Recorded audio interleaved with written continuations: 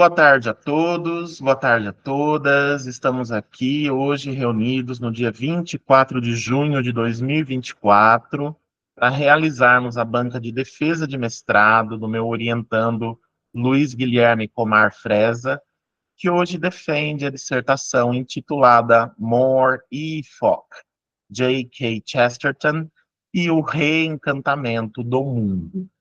Eu começo agradecendo aqui oficialmente a nossa banca, né, as professoras Fernanda Silvestre e Karen Bolabeth, que muito gentilmente aceitaram participar desta banca de defesa de mestrado. Muito obrigado, Fernanda, muito obrigado, Karen. E eu passo imediatamente a palavra à professora Fernanda para fazer sua arguição, suas colocações, considerações ao trabalho do Luiz Guilherme. Obrigado, Fernanda.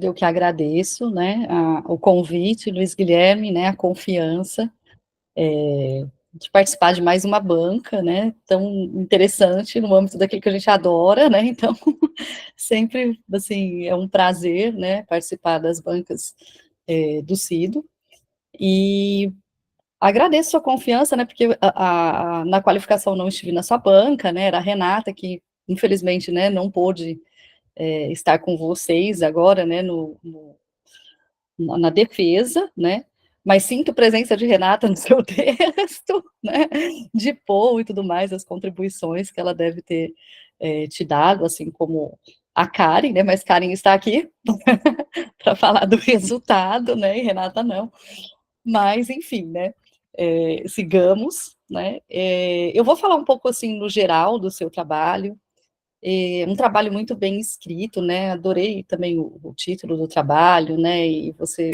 justamente pegar, né, esse trocadilho, né, que vem, enfim, né, de uma passagem bem interessante, né, que você, inclusive, conta, né, no seu texto, né, então, seu trabalho, assim, tem uma densidade teórica, né, a gente vê que eu fui lá atrás na bibliografia extensíssima, mas é uma bibliografia que tem muita coerência, né, é uma bibliografia que você aproveita com muita pertinência, né, então, teóricos ali, né, você faz um diálogo interessante, né, com Bakhtin, né, o próprio Chesterton, Poe, né, Tolkien, e aí vai, e muitos outros que você colocou aí no seu texto, né. Então, esses diálogos, né, com Dickens também, né, achei muito interessante, né, no seu texto e tudo mais. E uma coisa interessante é que você faz o seu texto conversar de verdade. Isso eu gostei muito, acho que foi uma das coisas que eu mais gostei no seu texto, né, essa conversa entre os diversos autores e obras, né, e você também se coloca, então, eu gosto dessa dinâmica sua, né, que não é uma dinâmica fácil de fazer, né, você consegue trazer diversos autores sem fazer com que a gente fique perdido, porque tem gente que traz muita gente e não consegue casar as coisas e fechar, né, e no seu caso você traz muitos autores, mas eles realmente dialogam, eles têm um propósito de estar ali, né, não é porque você citou diversos e eles tinham, né, uma razão de ser ali no seu texto, né, então esse debate entre, né, perspectivas teóricas, inclusive, diferentes, né, são bastante interessantes, né, traz, eu acho que essa densidade para o seu texto, né. Então, acho que esse ponto forte do seu trabalho são essas discussões, né, e ouvir tanto a voz dos teóricos quanto sua voz, né.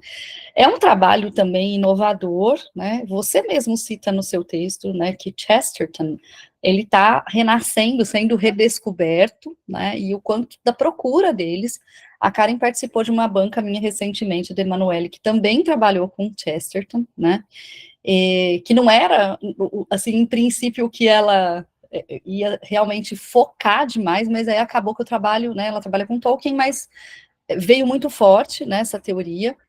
Então, realmente, a gente vê que as pessoas estão se apaixonando, né, por um autor que estava ali meio de lado, né, está ocorrendo um boom, né, dessa retomada mesmo, né, do autor, e que bom, né, porque tem muita coisa e fica ali perdido, né.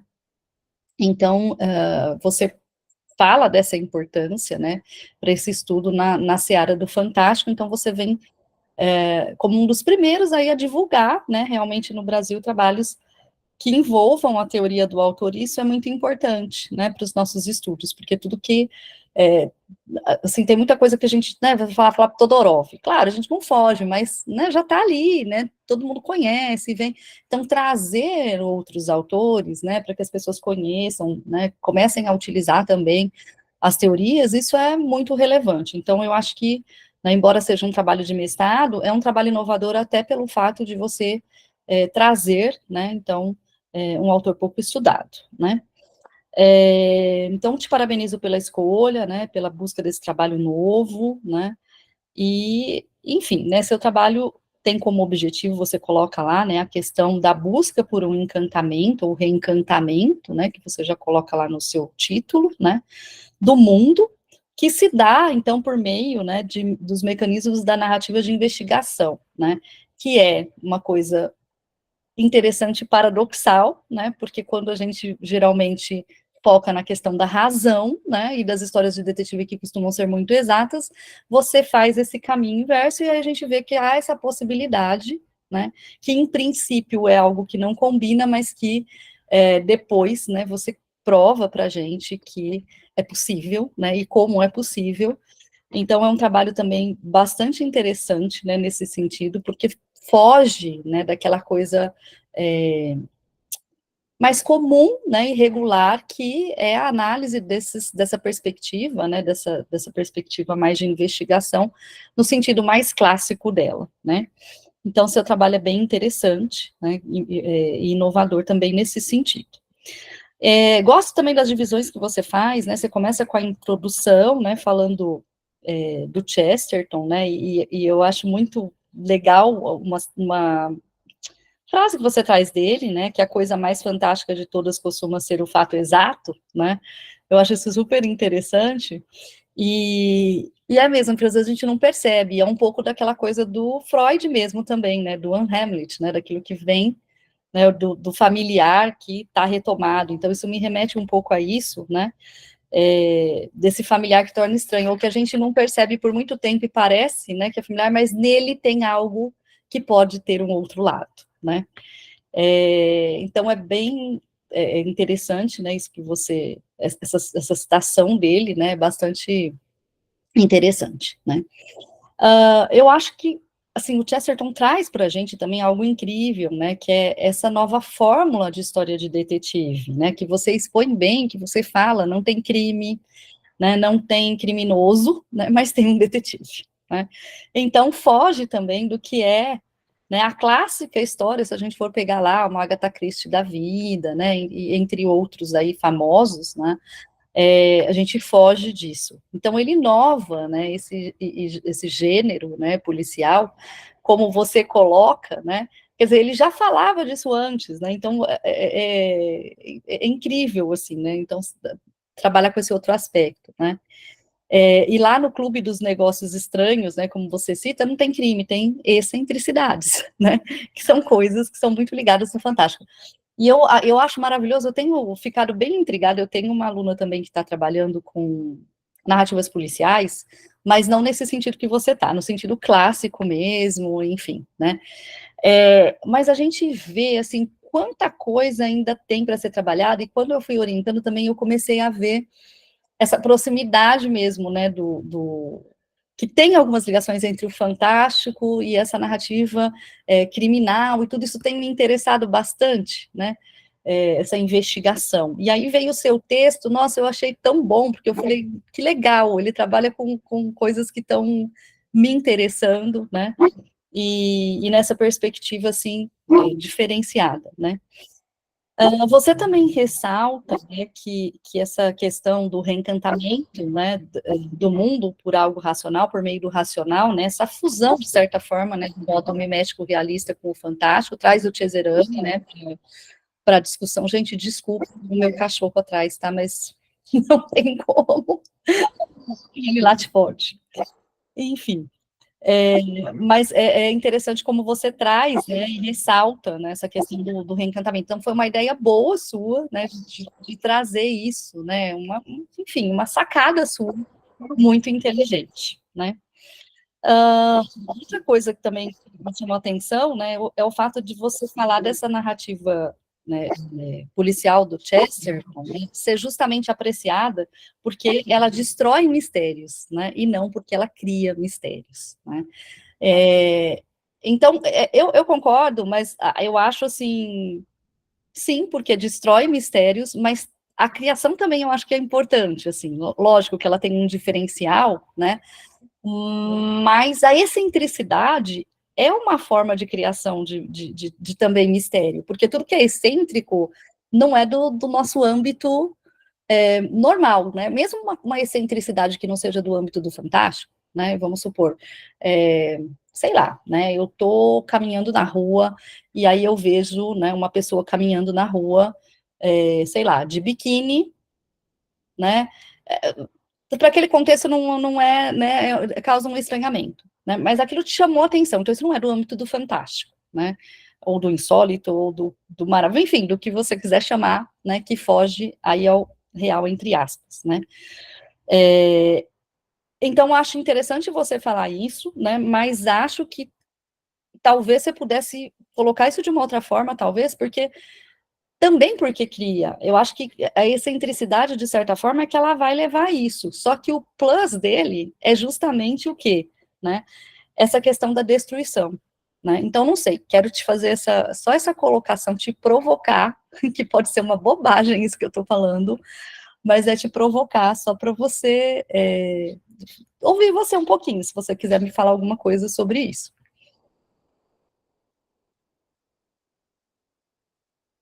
Se você não tiver Posso resposta falar? também, Luiz Guilherme, não tem problema. Não, pode falar já? É só uma cutucada, sabe? O Tá. seu trabalho está muito bom, aí a gente tem que ficar cutucando. Eu posso responder já, então? Claro. Não, essa citação que eu trago no início é justamente uma citação do Chesterton sobre qual seria a função do autor policial, né? Num texto em que ele traz diretrizes para um autor policial. Ele busca fazer mais ou menos aquilo que eu trouxe no meu trabalho aqui, o S.S. Van Dyne, que é só um pseudônimo, né? E outros autores fizeram aquelas regrinhas, né? Ele começa esse texto falando que ele sabe que ele fracassou enquanto autor policial. Então, o que ele vai dizer é assim, tipo, aquilo de faça o que eu digo e não faça o que eu faço, sabe? Ele mesmo começa falando isso.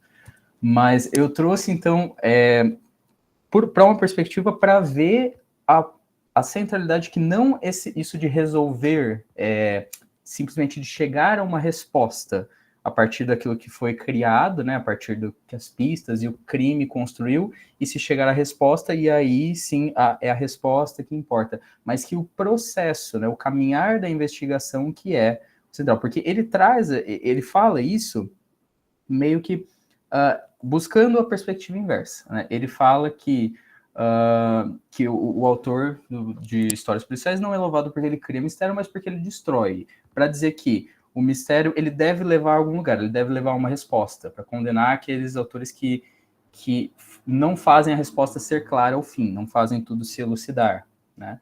E aí o Borges, né, o Jorge Luis Borges, analisando a obra dele, vai dizer que, na verdade, ele falava isso, né, ele fazia isso, mas que tinha algo nele que queria permanecer nesse processo eterno, nessas imagens demoníacas, monstruosas que ele cria, nesse clima de mistério, e que a resolução, em perspectiva disso, ela era fraca.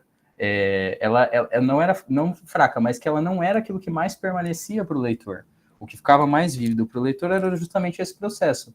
Então, talvez eu não tenha deixado claro no que eu escrevi, não tenha feito todas as relações, mas eu quis mostrar como a citação ela pode ser lida nessa outra perspectiva. Apesar dele falar que o importante é a resposta, é o destruir o mistério, né? Quando ele fala que é o importante o lugar onde se chega, de onde se parte para onde se chega, que um processo que está em desenvolvimento é o que ele quer se focar, né? É o que a ele é importante, mais do que aquilo que reside na mente criadora do artista, né? Como eu discuti ali ao longo do trabalho, como ele vai buscar se distanciar isso, né? De uma literatura que se valesse pelo artista como um criador da imaginação ou da palavra, né? E fosse louvado pela sua pela sua genialidade, assim como os modernistas, como pela sua originalidade nessa perspectiva, mas que esse processo de aventura, que como eu conceituei ali,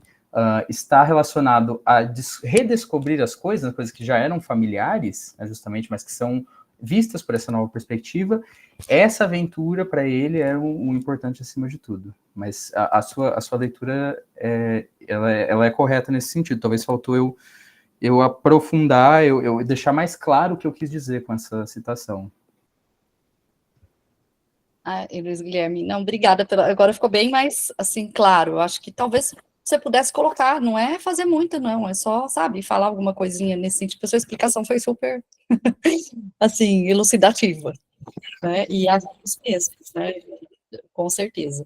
E quando você fala dessa coisa da resolução que importa também, lá no seu texto, né, me veio muito, a gente quer um restabelecer da ordem, né, as histórias policiais, tanto as tradicionais, quanto me parece nele, tem essa coisa do restabelecer, né, e aí me lembrou muito também essa coisa do final feliz, né, do conto de fadas, da própria, né, Eucatástrofe, do Tolkien, né, dessa ideia. Então, parece que esse reencantamento também acontece, né, muitas vezes nessas histórias também, né, policiais, como você coloca, há um reencantamento, né, então esse restabelecimento da ordem, né, que conforta, né, que é uma coisa quase que catártica, muitas vezes, né, eu fiquei lembrando muito do trabalho da Emanuele quando eu li o seu trabalho, em alguns pontos, assim, que tocavam, porque ela trabalha muito com essa questão também mais filosófica, né, não sei se a Karen está lembrada, então, e você deu um outro tratamento, então foi muito, muito bom, assim, ver, né, como, enfim, como vocês trataram, né, mas uma coisa que eu fiquei percebendo muito, no texto também, é que o Chesterton, ele tem uma coisa meio de lógica, né, ele usa é isso, mas não é, né, a questão da linguagem, sofismas, parece que ele está o tempo todo montando e desmontando, né, pelas frases, eu sinto isso e senti isso também no seu texto, né, da forma como você colocava, né, talvez esse fato também da conversa entre os teóricos, eu achei que ficou muito legal, porque tem a ver com o próprio Chesterton, né, ele é assim, me parece que tem o tempo todo, né, a gente tem que ficar prestando atenção, às vezes são frases muito simples, mas que tem um sentido tão profundo, às vezes é uma brincadeira, né, mas você vai lá e você vê que, né, tem muita coisa por trás daquela frasezinha que parece uma frasezinha boba e que ele faz um jogo de palavras, né, de ideias e tudo mais. Então, eu senti muito isso no seu texto, né, essa parte, não sei se você sente isso, né, nessa linguagem dele, né, essa questão meio lógica, né, enfim, que mexe um pouco com essa questão linguística, né, e tudo mais, que eu acho super interessante e que não é fácil de ler, não. A gente fica pensando que as coisas às vezes são muito simplesinhas, né? Mas quando você vai ali a fundo, você fala, aqui tem coisa, né? E é um pouco isso daquela citação inicial, né? Ele fala por trás das coisas, né? Não é isso que ele vai aplicar à fantasia, né? Mas vamos dizer, por trás dessas coisas que parecem tão simples, tem muita coisa por trás, né? Então, me parece que isso é um pensamento dele, né? Me parece que é uma coisa muito arraigada nele, né? Enfim, só para comentar um pouquinho com você. Bom, depois você vai para o capítulo 1, né? A volta do Dom Quixote, né? Um romanceiro na Inglaterra moderna. Também achei interessante essa sua fala, né? Destacando esse processo de dedução, vamos dizer assim, né? Usado por Chesterton, né, e seguido do reencantamento, né, que você coloca, né, ocorre depois que nós enxergamos a estranheza, né, então é só depois, né, que a gente vê aquilo de errado, há, né, uma recompensa aí, né. Um tópico bem interessante da sua discussão, que eu acho, é essa dificuldade de estabelecer um gênero, né, em Chesterton, né, e isso é interessante porque é uma coisa que eu acredito que todos nós aqui, eu, Cido, Karen, né, eu acho que as pessoas tendem a ver a literatura, e até os alunos, inicialmente, como uma caixinha em que a gente tem que colocar tudo lá dentro, né, a gente fica buscando, né, olha, isso aqui é gótico, então eu vou ver que se tem isso, mas não tem isso, peraí, então, será que não é? né? Isso aqui pertence ao fantástico todoroviano, mas espera aí, tem uma coisa aqui que não sei o que, mas também não deixa de ser fantástico, mas isso aqui eu não sei o que é, né? Então, os textos, isso acontece muito com os textos contemporâneos, né? Mas é interessante porque Chesterton não é, né, recente, e ele já tinha, assim, se a gente for observar na obra, muitas coisas que fugiam a essas caixinhas, né? Então, essa percepção é importante, né, para mostrar o quanto a literatura pode ser complexa, né, e o quanto ela não tem que caber em coisinhas, né, enfim, né, em questões, a gente estuda, assim, literatura, a gente busca teorias, né, para fazer o nosso trabalho, porque isso é científico, isso é acadêmico, né, mas a grandeza da obra nos fala muito mais, né, do que ficar encaixando, né, em certas coisas. E eu acho que seu trabalho mostra, né, essa importância de se ampliar as ideias, né, da gente não cair, né, nessa coisa de ficar viciado, né, sempre tentando achar que as coisas né, podem ser medidas, né, podem ser definitivas, eu acho, né, mais do que tudo definitivas, né, então o seu trabalho traz também essa contribuição, né, e é muito interessante essa discussão que você traz entre o Bakhtin, né, e o Watt, né, em relação ao conceito de romance, né, que né, para o Bakhtin vem, né, dessa literatura épica, né, folclórica, né, do gênero cômico, diferente do Watt, né, para quem o romance nasce ali na modernidade, então achei uma sacada muito interessante também de você colocar essa discussão, né, porque quebra, né, essa ideia, você retomando aí o Bakhtin, né.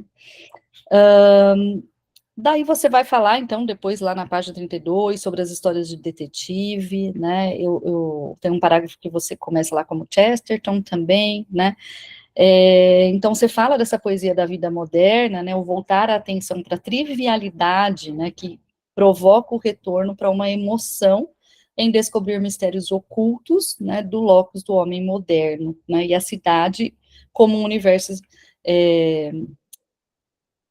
é que você diz, inexplorado, né, eu acho que foi isso que você disse, acho que foi esse o termo, né, inexplorado. Então acho interessante essa discussão também, né, gostei muito do seu capítulo 1, e do capítulo 2, né, que você começa a se deter mais na literatura em si, né, do Chesterton. Nesse capítulo, a única coisa que eu senti um pouco de falta foi de você falar um pouco, sabe, do enredo mesmo, do que é, porque quem nunca leu, fica na sua discussão teórica, mas ali não sabe, e eu acho que, por exemplo, tá perfeito o seu trabalho na parte da discussão teórica, né, então, não acho que é questão de citar, talvez, mais trechos e tudo mais, mas eu acho que talvez você falar um pouco mais mesmo do enredo para aqueles que pegam o seu trabalho e nunca leram, né, principalmente porque não se trata, por exemplo, da história de Chapeuzinho Vermelho, que você pode prescindir de falar, porque todo mundo meio que conhece, né, mas no seu caso, não. Você mesmo fala que o autor é pouco lido, é pouco estudado, a gente tem fatos que comprovam isso também.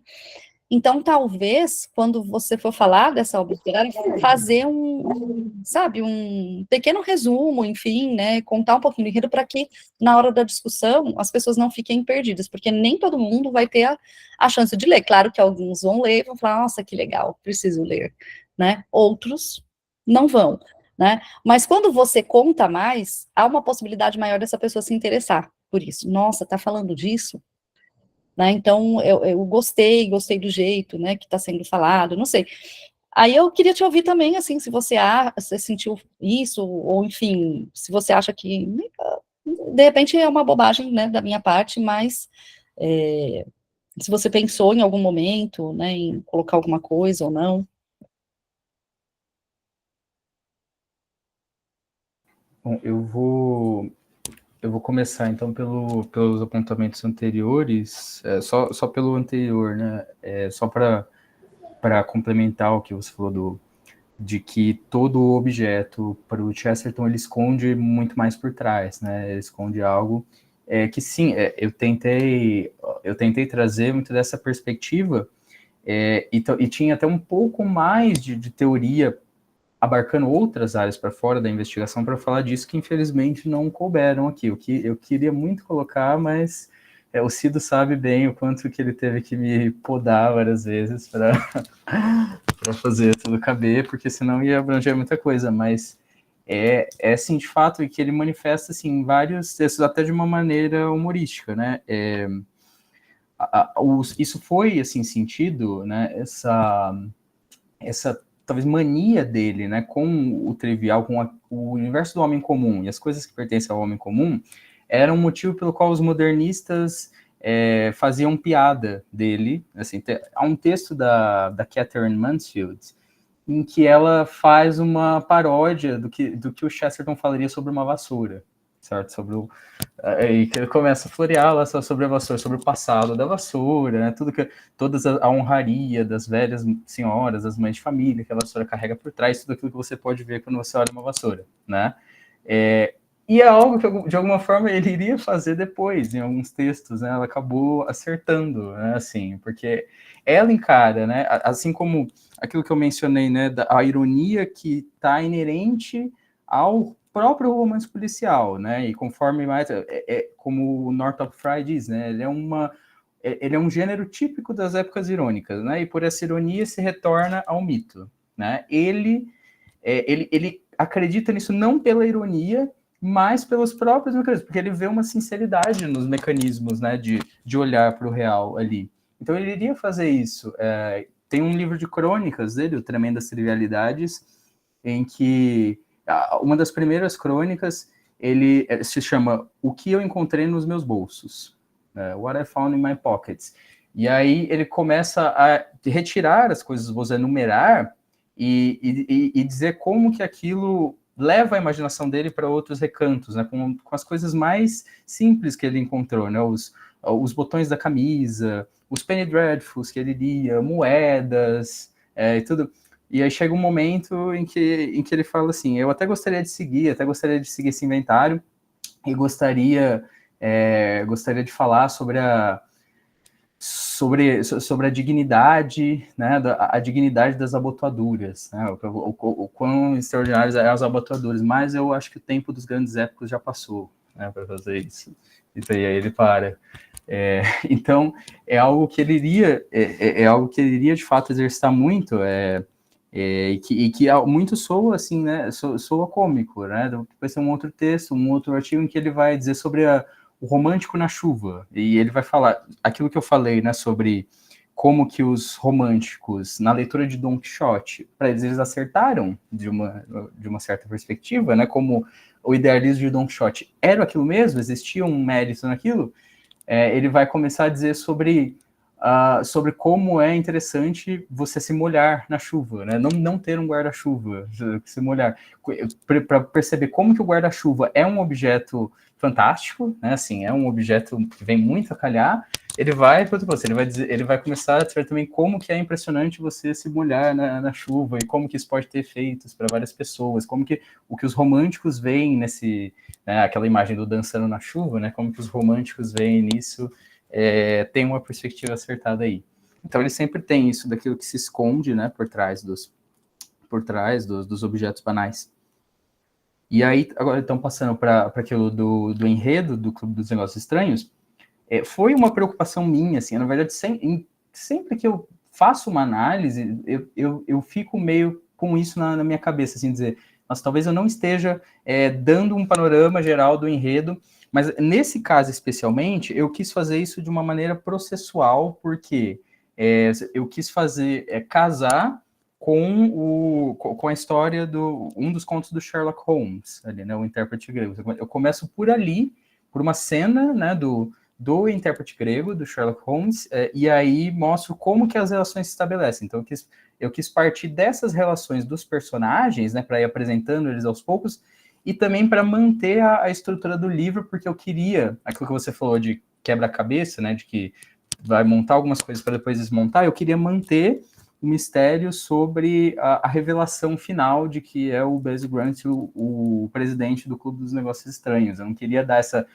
porque eu queria investigar, né, todas as possibilidades primeiro, né, para depois mostrar como ele é um performante que ele estava fingindo o tempo todo, né, e Exigia esse momento da surpresa, mas eu acredito que talvez eu possa mesmo dar, como são de contos, né? Cada conto, ele é uma história, né? Fechada em si, ele é um enredo, ele abre, como eu falei, para um todo maior, né? Para essa estrutura que só vai se mostrar no fim. Mas como cada um é fechado em si mesmo, eu acho que realmente eu podia dar pequenos resumos dos contos, né? Até para saber quais são esses todos os negócios do Clube dos Negócios Estranhos que são descobertos, né? Que eu falo de uns 3 ali, né? Mas eu não...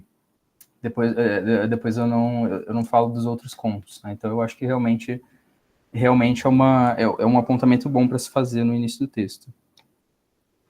Faça sem ter, né, se você achar pertinentes, né, se não for estragar o seu, né, a sua montagem, só para elucidar mesmo, né, enfim, né, de alguma maneira que você não estrague aquilo que você planejou, né, e se você achar pertinente também, né, se não achar também, isso é o de menos, tá?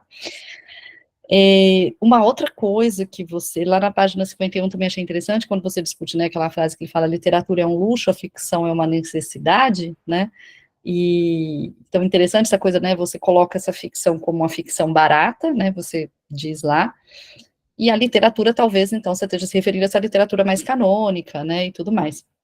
E eu fiquei pensando que além desse sentido de ficção barata, né, também, possa também ser a questão da própria fantasia, da imaginação em geral, sabe? Nem que, da ficção também imaginada, pensada, não necessariamente, né? Por que eu pensei isso? Pelo seu próprio texto depois, porque um pouco para frente, na 52, né, quando você fala do Dom Quixote, né, você fala desse poder da imaginação, né, de transformar o cotidiano em ouro artístico, né?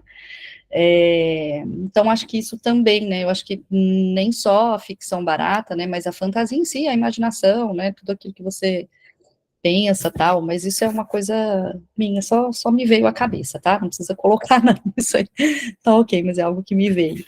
De uma certa forma, foi a relação que eu tentei desenvolver mesmo, né, até por, quando eu falo na análise dos dois personagens, né, do Basil Grant e do Rupert Grant, quanto eles, né, o Rupert, o irmão, que é o detetive tradicional, ele tem, o narrador diz que ele tem uma sensibilidade artística, né, mas ele é uma sensibilidade que fica na superfície, ele só imita os modelos, né, como eu falo, do detetive, ele tem uma apreciação que é estética, assim, no sentido mais lato da palavra mesmo, né, da estética, e que diz respeito ao estetismo, né, dessas correntes modernas, só que ele não consegue ele não consegue ter esse acesso ao reino das possibilidades, que eu até menciono, acredito, no Northrop Frye, falo, né, que é o mais fundamental mesmo da ficção, e que o Chesterton diz que é muito mais, né, é uma citação que eu relaciono ao Basil, né, que ele diz que é muito mais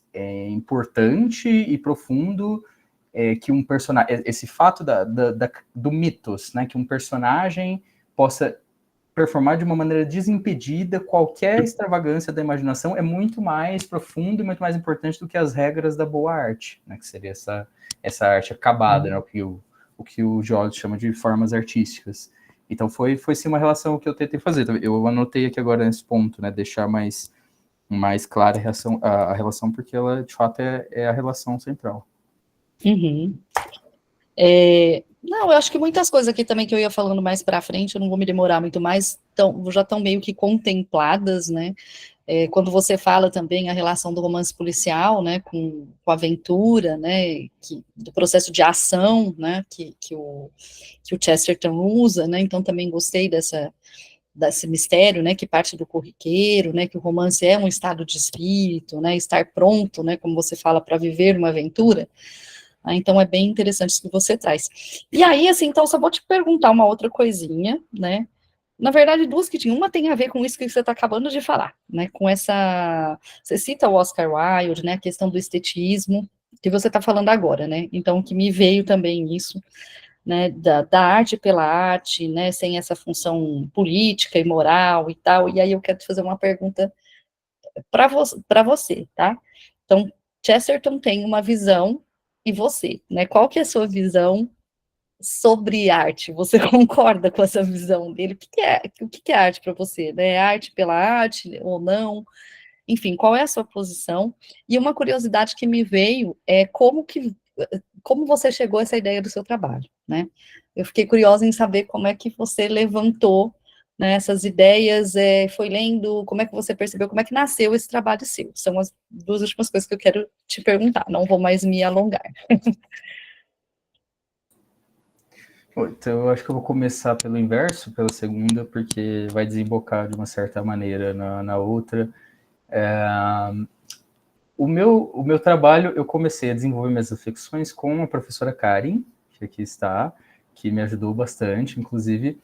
Nesse início, né, o meu interesse era por estudar o romance gótico, era por tudo assim, tudo aquilo que está relacionado, que é derivado ao gótico, e sobretudo a parte religiosa, a abordagem da religião, da religião católica no gótico.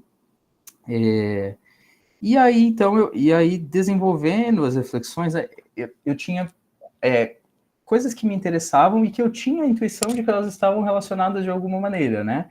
Uma intuição que, até encontrar o Chesterton, eu não tinha clareza dessa relação, mas foi o Chesterton que me deu justamente essa profunda relação, né, do gótico, provavelmente, com o romance policial, de investigar os mistérios ocultos, o invisível, a partir do visível e vice-versa, né? Conforme eu conversava com a professora Karen, eu fui adquirindo uma certa noção, isso a partir de alguns teóricos, e aí eu fui direcionando, eu fui incluindo, né, as histórias policiais no meu escopo, porque são coisas que me interessam de sempre. Assim, as histórias policiais, os contos policiais, os romances policiais, são, digamos, com aquilo que começou a minha formação de leitor. Né? A minha formação de leitor, de uma certa forma, ela é o inverso da do Chesterton, que eu menciono ali, o percurso que ele traça em Ortodoxia, né? Que começou com os contos de fadas, com essa literatura imaginativa, né? Nessa criação desimpedida, né? E depois ela foi para os Penny Dreadfuls e para os policiais, né? Que já era algo moderno, mas contemporâneo a ele, né? Então, a minha foi digamos, o processo inverso, né? Antes, durante muito tempo, eu não me interessei muito por fantasia. Eu sempre gostei muito de coisas de terror e tudo, por isso talvez o interesse pelo gótico, mas eu não, eu mantinha, né? Depois que eu fui me interessar por isso, né? E muito a partir dessa perspectiva. Então, até conhecer o Chesterton, as coisas não estavam completamente entrelaçadas para mim. E aí, quando eu conheci, isso eu já estava com o professor Cido. Eu cheguei com o professor Cido, depois com essa mesma ideia de estudar o gótico, né? De estudar o gótico nessa perspectiva da religiosidade. Aí o professor Cido ele pediu para eu fazer no início uma lista dos meus interesses, desde da literatura até séries, filmes e tudo mais.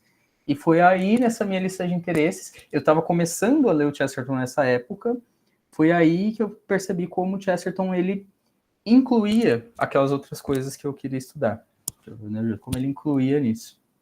E aí isso também delimitou aí o tema, né? O que você falou que foi uma grande sacada, né? Foi o professor Cido que chegou comigo nessa conceituação do reencantamento do mundo, a necessidade do reencantar-se. Eu só agradeço muito a ele, porque ele foi muito...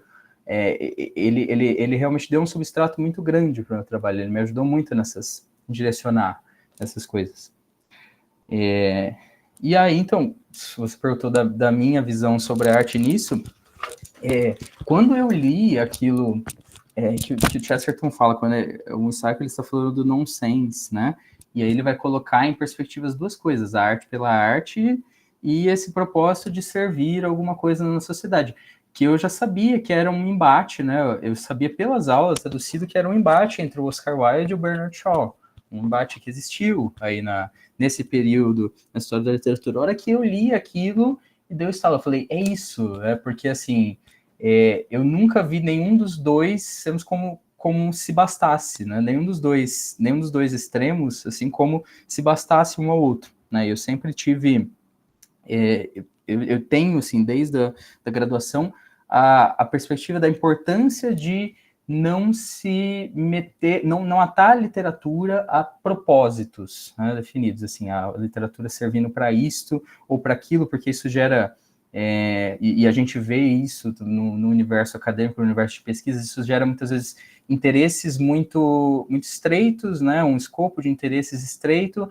exclui outros autores, outros tantos, né, gera um embate aí entre perspectivas, cada um se fecha na sua. Então eu tinha essa perspectiva, mas ao mesmo tempo aquela clássica, né, que se tornou até um clichê de falar, de usar o postulado kantiano, né, da apreciação desinteressada, né, de falar a arte é inútil, essa que virou a frase clichê, né, a arte é inútil, ela já desde algum tempo eu penso nela como muito limitada também, né, a arte é inútil. Quando eu li o ensaio do Tolkien sobre as funções, né, é o que pelo menos ele chama de funções dos contos de fadas, né, mas que elas são perspectivas que são oferecidas ao homem, né, e que dizem respeito à vida dele como um todo, né, a situação dele como um todo. Elas não são finalidades únicas e definidas, e nem aquilo que o texto vai objetivamente alcançar, né. Ele oferece algumas perspectivas que, inclusive, né, ou elas se chocam e se complementam, né, como o do escapismo, e aí essa relação que ele disse de que há um fundo humano em tudo, né, de que as histórias de fadas, elas sempre estão dizendo respeito ao mundo humano, né. Então, ali eu vi uma expressão muito mais rica disso, né, porque isso de a arte é inútil sempre me pareceu muito superficial, né, assim, sempre não, no início até era, né, você assume essa coisa, a arte é inútil, mas a arte é inútil quer dizer que ela não serve para nada, assim, tipo, porque aquilo que é inútil a gente também pode amassar, né, e jogar fora, assim, como um papelzinho, né, a gente amassa e joga numa cesta. Então, assim, em que ponto ela é inútil, né? Será que a gente não pode extrair coisas sobre o qual só ela lança luz, né, e só ela é importante? Então, quando eu cheguei no Chesterton, eu encontrei, e assim, é por isso que eu fiquei muito grato a ele por ter dado mesmo essa visão que eu disse que é uma até na maneira de trabalhar, né, para mim, uma nova resposta à crise da representação, né, porque a crise da representação tá nesse jogo, né, esse embate aí do Oscar Wilde com o Bernard Shaw, ele tá ligado à crise da representação, e ele que passou, o que as biografias nos dizem, né, ele foi para esses extremos durante a juventude, né, e ele ficou meio depressivo por conta disso, porque ele não se encontrava, né, nesse meio, ele achava que só restava essas duas coisas, e ele não se encontrava ali, né, ele, como eu disse, né, valorizando é o que se chama, né, chamou de literatura de ideias, né, de debate de ideias, que o Borges vai considerar que é a essência do policial, né, e que os outros autores depois do Poe descartaram.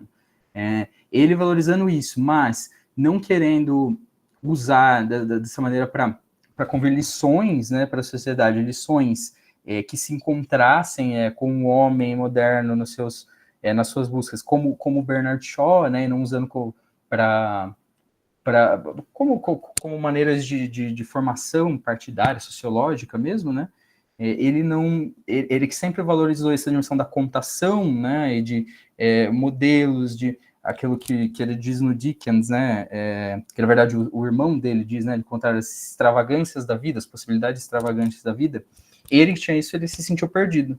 E aí, depois, de uma certa maneira, ele se encontrou, mas ao mesmo tempo não, ele morreu achando que aquilo que ele fez não era literatura, não podia ser colocado como literatura, né, que era só boas ideias que ele teve, mas, né, talvez esperando, né, uma apreciação futura. Ou seja, ele achava que isso não era literatura, né, infelizmente. Obrigada, viu, Luiz Guilherme? Excelente, deu uma aula, viu, Luiz Guilherme? Gostei muito da sua resposta, assim, mostra muita maturidade sua, né, muito conhecimento, nossa, assim, demais, para você estar defendendo um doutorado, viu, Cito? Né, com essa fala sua, enfim. E esse debate é muito interessante, né, mesmo, eu acho que eu fiz um pouco para te provocar, né, mas acho que, assim, você é muito consciente, né, inclusive você respondeu muito mais do que eu esperava que você realmente fosse responder, né, mostra sua maturidade mesmo como pesquisador, né, e até como graduando, pós-graduando, né, enfim, com certeza, né, você prestou bastante atenção às aulas do Cido e companhia, né, Cido? Enfim, Karen, muito provavelmente, né, é isso, Luiz Guilherme, eu não tenho, assim, mais nada para te questionar, né, o seu texto está realmente muito bom, né, eu queria, por isso que me vieram muitas coisas, assim, que eu tinha vontade de te perguntar, né, para você falar sobre, e principalmente isso que ficou desde o começo, quando eu comecei a ler, eu falei, essa ideia dele, né, como é que ele chegou nisso, e tudo mais, né, mas te agradeço, então, as respostas, e estou super satisfeita, agradeço o convite de novo pela banca, né, que está sendo maravilhosa. Obrigada, Cido. Eu te agradeço muito, professor Fernando, por todos os apontamentos, por ter lido o trabalho com essa sessão com interesse, né? Você falou que ele serviu, né? Que ele foi de contra aos seus interesses, né? Aquilo que estava te interessando no policial. Então, eu fico feliz de encontrar alguém que leu não só para arguição, para tudo, mas que leu com interesse, né? Que teve isso que eu busquei trazer um pouco assim, né, do processo de investigação, de mistério, né, de descobrir as coisas nele. E foi um olhar muito atento que sublinhou aquilo que eu estava direcionando, mas que preciso deixar mais explícito em alguns momentos do texto. Então, eu agradeço muito pelo carinho, pela atenção.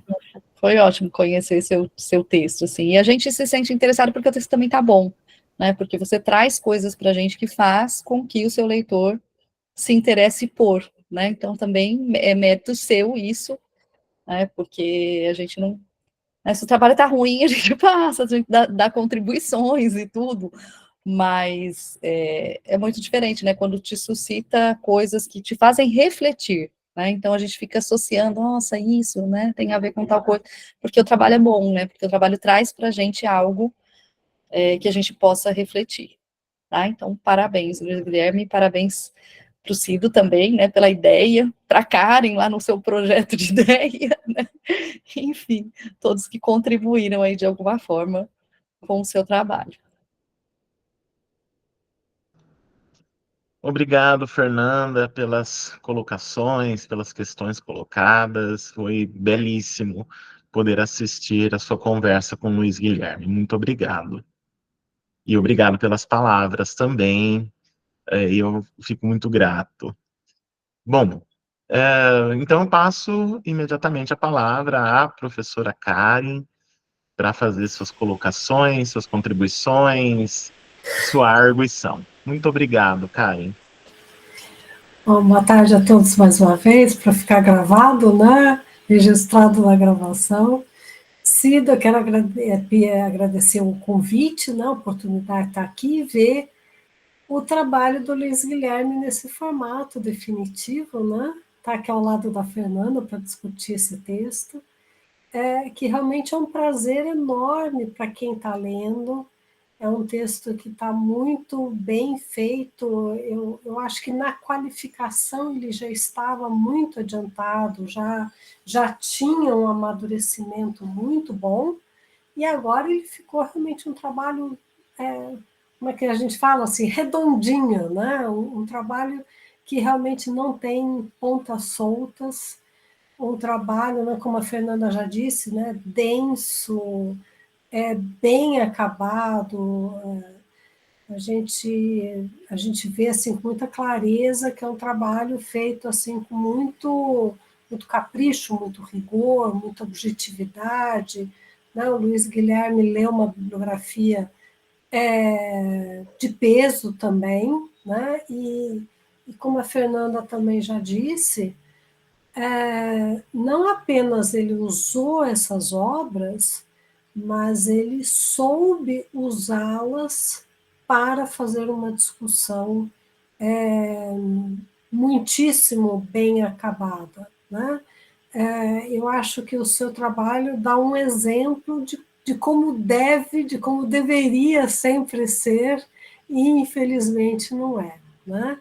Existem muitos trabalhos, como a Fernanda já apontou, né, que trazem dados, tem uma parte teórica, mas a gente não sabe muito bem para que essa parte teórica serve. E o seu trabalho, Luiz Guilherme, é exatamente o oposto de tudo isso. Você tem um trabalho que lida de uma maneira muito autônoma, muito segura, muito firme com essa bibliografia. Você tem um objetivo em vista, você tem um objeto em vista, e aí você recorre a essa bibliografia para lidar com o seu objeto.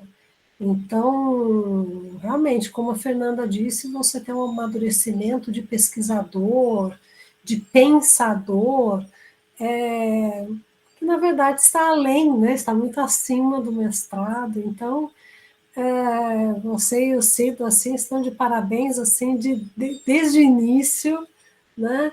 Pelo resultado final que foi alcançado. O tema também, isso é uma coisa que eu já levantei na qualificação, né? Mas estudar um autor que é tão relevante, mas que estava, digamos assim, colocado à margem, né? Realmente esquecido pela grande maioria, né? Desconhecido, né? Por muitos, né? Então você tem o mérito de trazer esse autor para a sua discussão, mostrar a importância dele, que é uma coisa que você faz de uma maneira muito bem feita.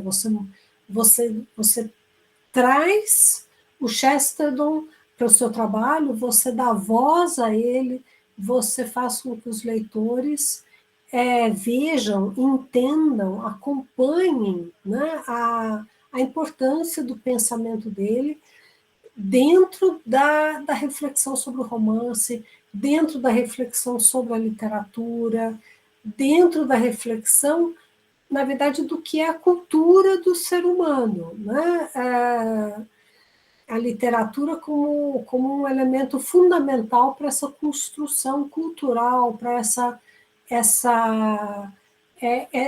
capacidade do ser humano de pensar sobre si, sobre o mundo, né, e recorrer à literatura com as suas várias formas de expressão. Então, você mostra a grande contribuição, a força do pensamento do Chesterton. E, então, eu só tenho a elogiar isso, né? São, sei, talvez relativamente poucos, né? Certamente não é a maioria, né? Dos escritores que têm uma produção ficcional e uma produção teórica, né? Autores que realmente refletem e não apenas concretizam essa reflexão nas suas obras ficcionais, né? Fazendo com que as obras demonstrem a sua visão sobre o fato literário, mas autores que realmente expressam essas ideias de uma maneira explícita, né? Então, isso é mais raro de acontecer, e mais raro ainda são os trabalhos acadêmicos, os trabalhos de pós-graduação, que vão discutir esses aspectos. Então, o seu trabalho, Luiz Guilherme, para mim, assim, ele é um trabalho de discussão teórica, né? Você, claro que a literatura está presente no seu trabalho, mas, digamos assim, o foco, a coluna vertebral do seu trabalho é uma discussão de teoria, né? Em que você mostra e você debate, né, com Chesterton e com aqueles que debateram com Chesterton, né? Quer dizer, você faz uma discussão em um contexto mais amplo.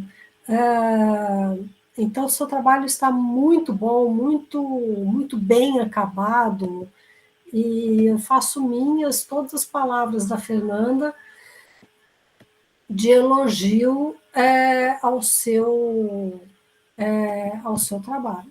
Então, assim, de minha parte, você está com um trabalho acabado e muito bom. tá? Então, de minha parte, você já está aprovado. Eu vou te levantar algumas questões para você poder falar um pouquinho, para você, agora no nível verbal, né, no nível oral, né, trazer alguns elementos que você já tem lá no seu trabalho, e que você agora, então, pode discutir, né, nesse formato aí, né, para fechar a sua defesa, a sua banca aqui com chave de ouro, tá?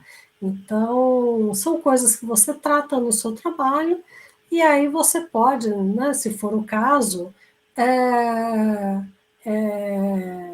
complementar ou realmente apresentar, porque são questões assim que eu acho que são importantes no seu trabalho. Um ponto que eu levantaria é a importância do espaço. Sabe, em que medida você vê o espaço urbano, né, que é o que o Chesterton vai colocar nas suas obras, em que medida esse espaço é uma ferramenta para essa concretização dessa forma narrativa que o Chesterton propõe, né, que ele usa, que ele desenvolve nesse momento, né, nessa virada do século XIX para o século XX, um momento em que o romance ele vive um ponto, digamos assim, delicado, né? Se a gente pensar nos grandes romances do século XIX, né, romance histórico, né? Então, quando a gente vai ver essa passagem no século XIX para o século XX, a própria possibilidade da prosa, a narrativa, ela começa a sofrer questionamentos, começam a surgir, digamos assim, começam a surgir dúvidas sobre a possibilidade desse romance se manter, se renovar, né, encontrar novos caminhos, né? E aí você mostra no seu trabalho, né, que a narrativa policial ela tem estofo justamente para permitir isso no caso do Chesterton, que é um autor que vai, digamos assim, beber na tradição, a partir do mito, por exemplo, né, mas você faz muita relação com o romantismo, né, como ele via, o que ele achava muito válido no romantismo. Então, é um autor que vai beber na tradição, ele não é alguém que simplesmente vai virar as costas para essa tradição e dizer que ela está acabada e tchau, vamos fazer algo totalmente diferente, né? Ele não é ingênuo a esse ponto. Então, ele vai beber ali, mas ele também está nesse momento de repensar, né? De criar um fôlego próprio para esse momento da literatura. Então, a pergunta que eu te faria é em que medida o espaço urbano vai permitir a ele, né, vai ser uma das ferramentas que vai permitir a ele essa costura entre o ontem e esse momento presente para pensar justamente essa forma do romance, essa forma narrativa nessa época. Né? Inclusive, essa pergunta me veio porque você, no seu resumo, você chama atenção para o espaço. Né? Então, eu fiquei achando que era algo que para você tinha uma importância assim, bastante grande, né? Talvez até central. Bom, tem um momento, né, eu vou citar, mas você não precisa abrir lá, né, lá na página 73 para 74, você está justamente discutindo o Chesterton enquanto escritor, né, de romances, de narrativas policiais. e aí você opõe o Chesterton ao Conan Doyle. E aí você diz assim, para Dupin, né, do Poe, a imaginação é necessária para fazer uma ligação entre os fatos encontrados e a multiplicidade do comportamento humano.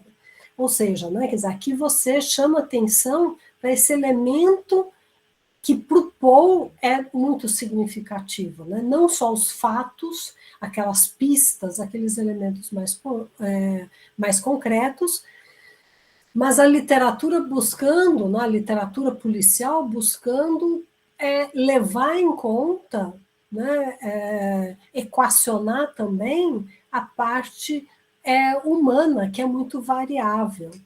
E aí você continua ali, você diz assim, o comissário e a polícia erram por pensar que todo criminoso raciocinaria do mesmo jeito. E etc, etc. E aí você diz assim, então não é de surpreender que Borges, né, aproximou Chesterton e Poe, dizendo que Chesterton era o único herdeiro de Poe na tradição do romance policial. Ou seja, você está abrindo aqui dois filões dentro do romance policial. Né? De um lado, você teria, então, Poe, você tem Chesterton, e, claro, Borges vai seguir nessa linha, né? E você teria aí o outro veio do Conan Doyle, depois a Agatha Christie, etc. Né? Ou seja, você teria talvez um romance, né, do Doyle que mostraria como que, né, mostraria dentro da obra, né, como que um jogo de esconde com esconde, né, e o leitor então acompanharia, presenciaria esse jogo, e de outro, né, com Poe, com Chesterton, você teria um romance policial de teor realmente mais filosófico, mais reflexivo, e que tem né, que leva em conta a imaginação, a criatividade, né, do criminoso, portanto também do policial, portanto também do leitor nessa leitura. Né? Então a gente teria dois veios, então, nesse caminho, né, pelo que você expôs aí. E aí você conclui no seu trecho, assim, você diz assim, então, segundo Borges, né, isso faz com que, para Borges, Chesterton seja um melhor contista policial que Conan Doyle. Ou seja, de um lado a gente tem um romance policial mais preocupado com uma maquinaria lógica, com uma maquinaria em que os objetos, as pistas encontradas se encaixam, né, como num mecanismo de relógio, e um outro tipo de romance policial mais aberto, mais fluido. E aí você comenta justamente que esse segundo veio, então, para os leitores, daria uma impressão de ser mais difícil de classificar como romance policial propriamente dito, né? Quer dizer, a gente teria o romance policial propriamente dito e alguma coisa mais aberta, né? Com fronteiras, digamos assim, mais versáteis. Então, esse elemento da imaginação, da criatividade, é um aspecto fundamental, então, nesse romance policial. E é aí que entra também nesse romance policial a,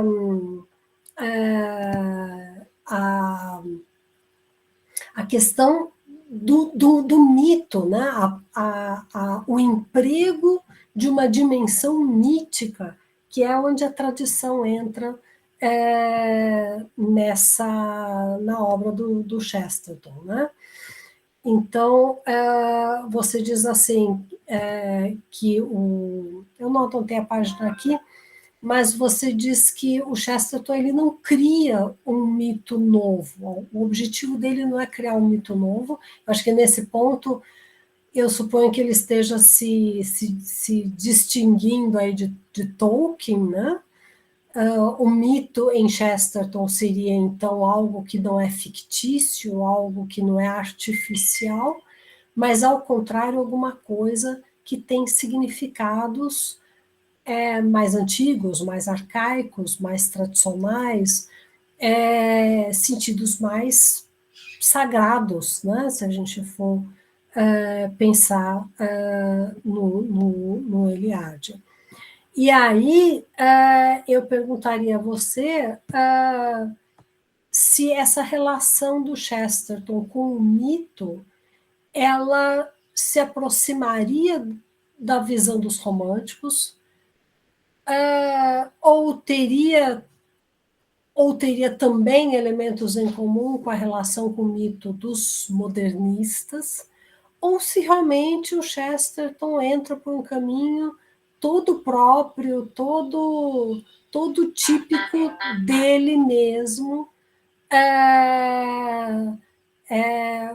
porque eu acho que essa visão mítica ela tem o seu viés literário, mas tem um viés também de uma visão de mundo, não? Uma visão filosófica de entender o que é o ser humano, o que é o mundo, né? E a partir daí como se constrói a literatura. Aliás, deixa eu ver aqui. Ah, tá. E você, inclusive, você diz na página 30, que eu selecionei um trecho, né? Você diz assim, né? O autor, né? Eu vou começar o trechinho, diz assim, o autor que apenas, o Chesterton é um autor que pode existir, que apenas pode existir como tal no período moderno, no século XX inglês, no romance e no modo romanesco, na crise da representação, no tempo histórico linear e reversível próprio da cristandade e berço da sensibilidade moderna apresentado por Paz, em que cada ato é decisivo e provoca uma ruptura no círculo temporal das sociedades antigas. E, portanto, o retorno a essas formas primordiais, como do mito e da lenda, na esteira da tradição romântica, só pode dar-se por uma revolução, uma nova ruptura que quebra com a ordem estabelecida e instaura o retorno. Então, aqui também, você vê Chesterton como alguém que está lidando com esses desafios da tradição, e aqui você deixa bem claro que você segue, você lê Chesterton como alguém que tem em vista a tradição romântica, né? Mas ele respondeu a esses desafios, inclusive, então, a esse tratamento do mito, né? Na sua época, no seu momento, quer dizer, ele não é um autor que poderia escrever o que ele escreveu em outro momento, né? Ele realmente precisa desse período tão incerto, né? Um período de tantas transformações, um período de rupturas as mais variadas, né? No plano social, político, literário, né? Cultural, né? Então você vê Chesterton como uma pessoa do seu tempo, que é um tempo contemporâneo às vanguardas, ao modernismo, né? Então, será que esse mito é um mito moderno, mas não é mais um dos mitos aí modernos dos contemporâneos, né? Daquilo que os outros contemporâneos a ele fazem. Enfim, é isso, Luiz Guilherme. Veja o que você quer comentar. Meu objetivo é apenas fazer com que você reflita um pouquinho, assim, oralmente agora, né? Porque no seu trabalho você já discutiu esses vários tópicos, eles estão lá e, como eu disse, estão apresentados assim com muito rigor, com muita segurança, com muito estofo acadêmico, literário, uma erudição muito grande. Então, parabéns. Muito obrigado, professora Karen, pelas considerações, por toda a ajuda aí no processo também. Então, são, acho que as duas grandes questões que ficaram aqui, né, para serem respondidas. Então, a primeira delas, sobre o espaço, né, em que medida o espaço é importante. O espaço, sobretudo o espaço de Londres, né, o espaço urbano de Londres daquela época, para ele é fundamental, né, como eu trago. Inclusive, né, eu trago, logo no primeiro capítulo, quando eu vou fazer a discussão lá de novel e romance, eu trago uma citação que é uma crítica de jornal, né, uma apreciação que sentia no primeiro romance dele, né, a primeira obra literária dele, que foi publicado, tirando o livro de poesia, Grey Birds at Play, mas o primeiro romance dele, que se chama O Napoleão de Notting Hill, né, um título altamente sugestivo, o crítico sentia que existia uma atenção ao espaço ali que normalmente não se encontra. Normalmente não se encontrava nos romances do seu tempo. E aí ele diz a distinção. É curioso porque ele diz, outro dia o senhor Howlett, né, estava nos falando que hoje em dia não existe mais o romance, porque o seu foco ele era de espaço e atmosfera, enquanto a da novel é de personagem, né? Então que tudo residia na personagem. E aí depois eu busquei demonstrar como que isso se verifica na própria obra do Conan Doyle, nos contos de Sherlock Holmes, porque quando eu falo do Clube Diógenes ali, né, no início da análise, não se dá muita importância, né, pro Clube Diógenes, para aquilo que o Chesterton não, para aquilo que o narrador que o narrador do Conan Doyle, que é o Dr. Watson, descobre sobre o Clube Diógenes contado pelo próprio Sherlock Holmes. Ele não dá muita atenção para isso. Eles entram num ônibus e se dirigem ao Clube Diógenes, e ele é simplesmente descrito como um clube com muitas salas, em que cada sala tem os seus participantes e logo se encontra o irmão dele. Então não há de fato essa exploração, essa vivacidade do espaço. E aí eu faço essa relação como isso é importantíssimo, porque isso era um não um pressuposto, mas isso era algo defendido pelo Chesterton, de que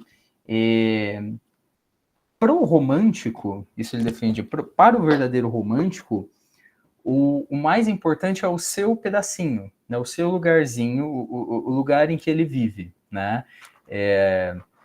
E por isso, como ele cresceu, né, ali em Londres, o lugar em que ele cresceu, ele vai buscar fazer disso o central para a representação e no personagem, né? Esse primeiro romance dele, o Napoleão de Notting Hill, o personagem, o Adam Wayne, que é descrito como um romântico, como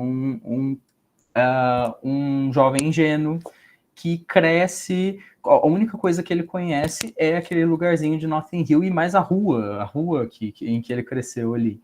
Então, isso é que vai dar toda a configuração do romance, porque ele vai se constituir sobre a organização, né, ali de Londres, chega ao poder, né, um rei. Né, isso é um futuro distópico, né, em que a organização do poder se evoluiu da democracia para a burocracia completa, né, em que assim, qualquer um poderia ser escolhido e qualquer um era tão bom quanto qualquer outro, então a decisão de quem iria governar era feita por sorteio, né, e esse sorteado ele era alçado à posição de rei, a posição de rei da Inglaterra.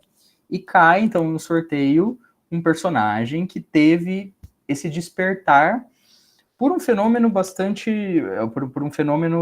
moderno do trabalho, né? Como eu conto um pouco dessa história ali em algum momento do texto, de que um dia ele se atrasa para o trabalho, como ele nunca tinha feito, e ele vê os dois companheiros de trabalho com quem ele sempre ia, ele olha eles por trás, caminhando da mesma postura, pela mesma rua, com os mesmos trajes, mas então, como ele olha de um outro ângulo, ele vê os fraques deles, né, as costas dos trajes, como dois dragões olhando, né? Então, e a partir disso ele tem um despertar da imaginação, e ele resolve fazer quando ele chega à posição de rei, ele resolve fazer daquela burocracia uma grande piada, né? Dar uma visão artística para tudo e fazer de tudo uma grande piada. Então ele resolve voltar à organização medieval. Naquele espaço de Londres tão integrado, né, ele resolve decretar que cada bairro construa muralhas, fechando, né, entre si, e que cada um tenha o seu exército, o seu brasão para se defender, e que cada pessoa se reporte a ele como um emissário, né, dos lugares, usando os trajes, a bandeira e tudo. E por conta desse personagem, que é um jovem ingênuo, que cresce nesse reinado dele e passa a levar tudo a sério, esse jovem ele percebe a necessidade de defender o bairro dele contra a industrialização que chegou ali, e contra essa dinâmica do progresso moderno, porque tem uma rua do bairro de Notting Hill que vai precisar ser destruída para construir uma linha de ligação, uma malha rodoviária que liga os lugares, ela vai precisar ser destruída. Aí ele resolve convocar o exército e começar a lutar contra os outros bairros para defender Notting Hill.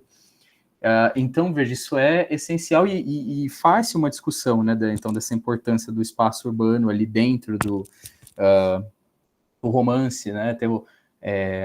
O narrador diz que esse jovem ele publicou um livro de poesias, que foi criticado por um personagem, que ele vai dizer que é o próprio rei, o próprio rei do lugar, que se inventou um pseudônimo e criticou, comparando com uma obra que ele mesmo tinha escrito, né, essa questão das performances aí do mascaramento, mostrando que o central da poesia dele, mesmo que isso não constituísse talvez uma boa poesia, né, aquilo mesmo que o Chesterton diz sobre a dele, mesmo que não constituísse um grande trabalho artístico, a inovação, aquilo em que ele teve coragem, era de falar sobre o espaço urbano, remetendo ao próprio espaço urbano, e não porque quando se quer ser romântico a respeito do espaço urbano, compara-se com o campo, né, com a natureza, aquele estilo de vida bucólica, mas ele encontrava uma validade própria nesse, e ele descreve toda de maneira irônica, né, ele encontrava nesse próprio caos urbano a validade, mesmo que isso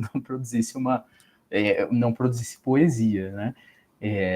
Então é algo essencial para ele, porque para o Chesterton, porque, primeiro, por essa noção romântica que ele tem, de que o artista, o romântico, ele precisa começar defendendo, né, falando sobre aquilo que ele conhece primeiro, né, o locus próprio dele, e então ele vai perceber nesse lugar a grande fonte dos mistérios, né, de que uma literatura como policial, ela é a expressão, né, aquilo que eu menciono, porque o policial ele não poderia se desenvolver em um lugar como o campo. O policial ele necessita da cidade, o gênero policial.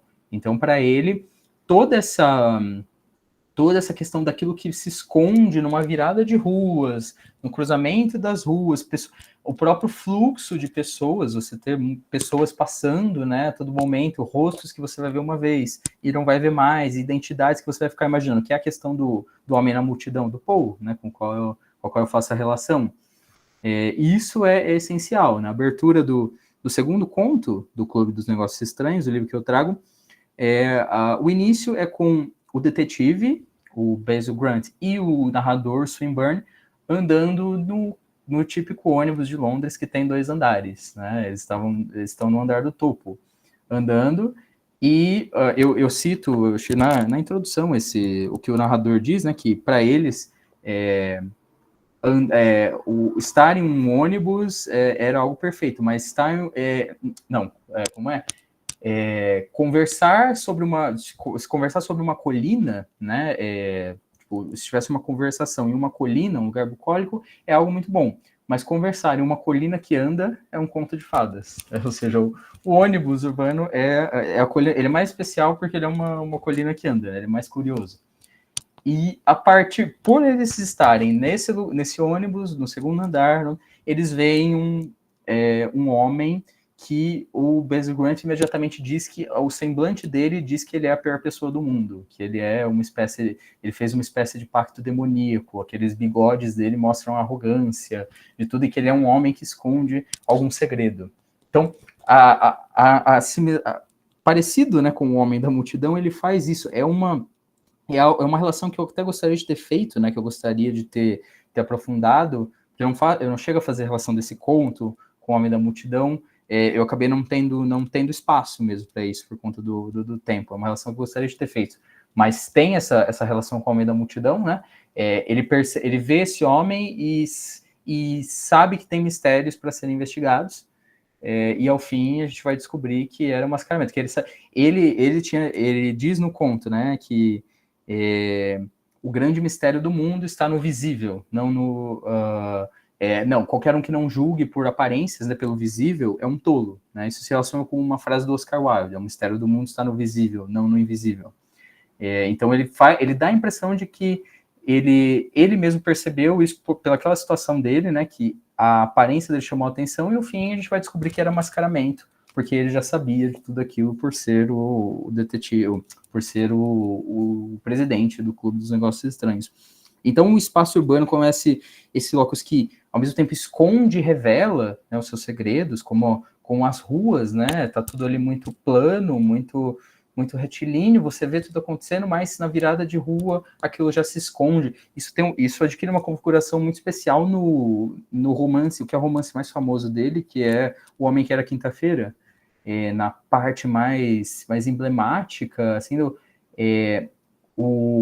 o investigador principal, ele que entrou disfarçado no Clube dos Anarquistas, ele tem, depois de participar, né, depois de entrar como infiltrado na reunião do Clube dos Anarquistas, ele tem a impressão de que ele começa a ser seguido por aquelas pessoas que compõem, e aí, então, os momentos constituem como passagens dele, né, pela rua em que ele começa a ser perseguido. Ele entra nos restaurantes, e o homem entra e senta janta ali naquele lugar, depois sai, e aí tem essa descrição como algo atmosférico mesmo pelas ruas, né, como as sombras dos postes de luz, né, formado pelos postes de luz, elas escondem ou revelam esses criminosos. Então, para ele, isso é algo importantíssimo. Como eu falo, né, esse é o gênero próprio, por isso que o policial era tão especial para ele, né, porque é o gênero para mostrar a poesia da vida moderna, que é essa poesia da cidade, dos seus mistérios.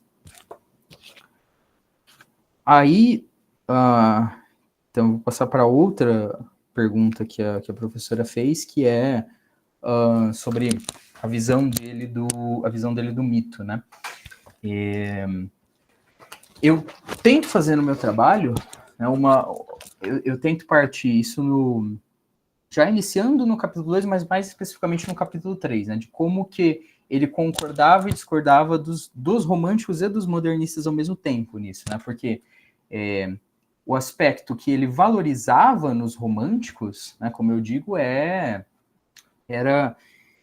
isso de voltar, né, aquilo que é mais essencial do homem, né, como eu falo, a natureza, de buscar aquilo que é mais próprio da natureza humana, mas ele tem ressalvas com essa questão da originalidade, né, e de se acreditar que os poderes criadores vêm da própria mente do poeta, né? Ele tem ressalvas contra isso. Ele vê em alguns dos poetas românticos, ele vê uma expressão própria daquilo que ele acreditava, em outros aí ele fala aquilo que eu cito do se fechar nos sótãos com os deuses, né?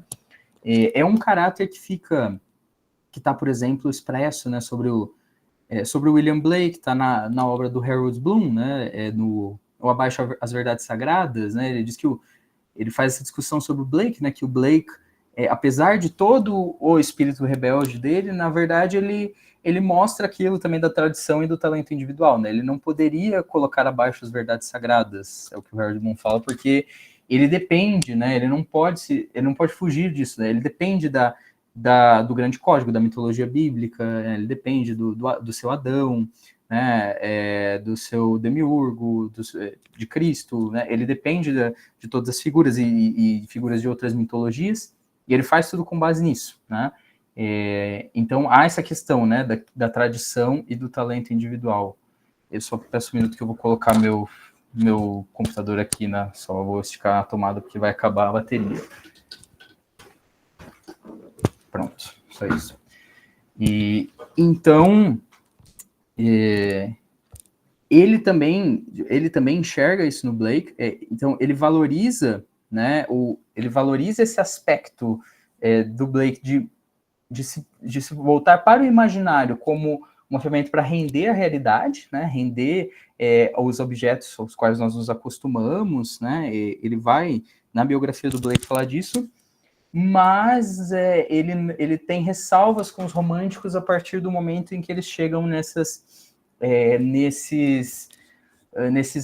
abstratos e absolutos, né, em que eles não falam mais do cotidiano do homem, como, por exemplo, os romances modernistas aí fariam sempre a relação, mesmo partindo para o mito, fazendo a relação com o cotidiano, como o James Joyce, no Ulisses, a Virginia Woolf. Apesar da relação não ser do mesmo jeito dele, ele vê isso também como importante. Então, ele considera o Blake, a leitura dele do Blake é que, apesar, o Blake se safou disso de ser um mistagogo, porque nos momentos mais especiais da poesia dele, como o Algures da Inocência, por exemplo, o poema se revela que a divindade, para ele, ela tem um caráter pessoal, ela não é o absoluto, o inatingível, ela não provoca esse idealismo mistagógico, essa busca que nunca chega, mas ela é um homem, né? Ela é Deus pessoal, né? Uma leitura um pouco cristã, talvez, que ele faz aí do Blake. Mas então ele tinha essa aproximação e essa distinção dos românticos, e o mesmo vai valer para os modernistas, né? Eu traço então a aproximação. Ele se aproxima então dessa visão que eu traço no Fry ali do Eliot, do poeta que, ao invés de criar a sua própria mitologia, ele toma uma que está à mão, é a visão dele do tradição e talento individual, né? Então ele toma isso que vem da tradição e vai isso.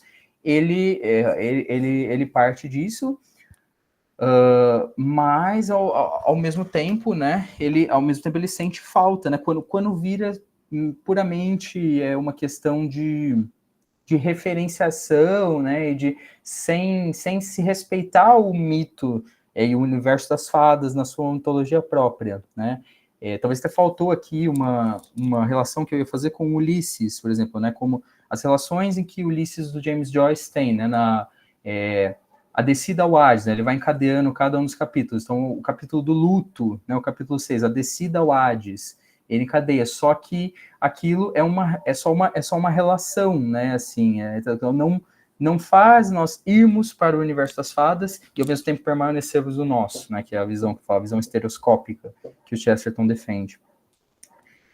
Então, o mito para ele, eu tento fazer essa constatação de que ele estaria, na verdade, entre os dois. Ele usa, né, tanto o do romantismo quanto do modernismo, né? No encadeamento que eu faço dos contos do Poeta e os Lunáticos, tem aquele encadeamento de 2 contos que eu menciono no capítulo 3, tem isso, né? Em um dos contos, o vilão é o cientista que enxerga tudo no universo físico como uma questão de relações, né? E nada tem essa especialidade, nada é tão surpreendente.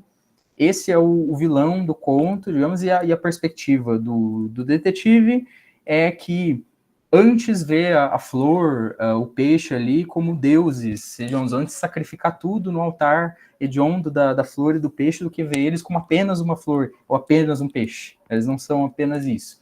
Então, aí o perigo é o materialismo, né? E aquilo que ele vai para fugir disso é o idealismo, né? E no outro conto é o inverso.